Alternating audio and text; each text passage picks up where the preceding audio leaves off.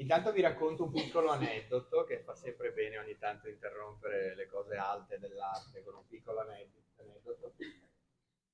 Quadro 1927 che Hopper vende a un collezionista per comprarsi una Dodge di seconda mano, una macchina. Hopper era un grande appassionato di viaggi, gli piaceva tanto guidare, fare dei lunghi viaggi in macchina in America.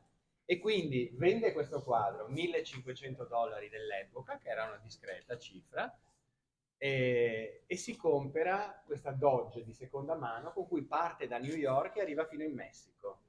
E ci sono anche dei bellissimi disegni di questo viaggio di Hopper fra appunto New York e il Messico grazie alla vendita di questo quadro. Quello che ci interessa è che Hopper crea questo mondo che è solo suo, che poi è stato imitato da molti, ma nessuno ha mai raggiunto ovviamente le vette di assoluto, di silenzio, di sospensione di Hopper, il quale, e anche qua non è un caso, il quale nelle sue figure nasce da quel signore dall'altra parte della sala che è Manet.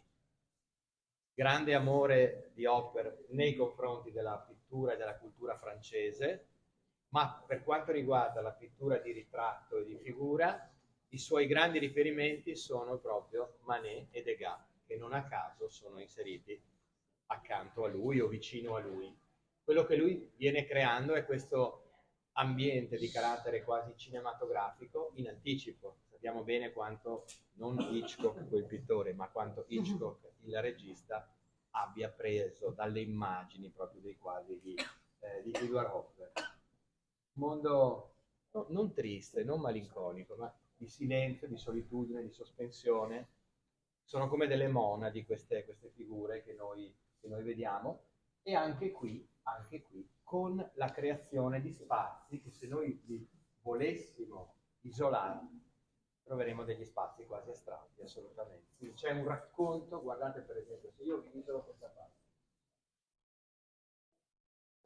si pare, se io vi isolo anche queste parti, senza le figure, sono tutti brani di pittura astratta. Non a caso c'è un rapporto molto forte di Rothko, grande pittore astratto ovviamente americano e secondo me non solo del secondo Novecento, con lui. Ci sono anche proprio delle dichiarazioni, delle riflessioni su questo, proprio sugli spazi che si vengono a creare, per dire come astrazione e figurazione viaggiano sempre su questo doppio binario, su questo doppio livello. E poi, vabbè, avete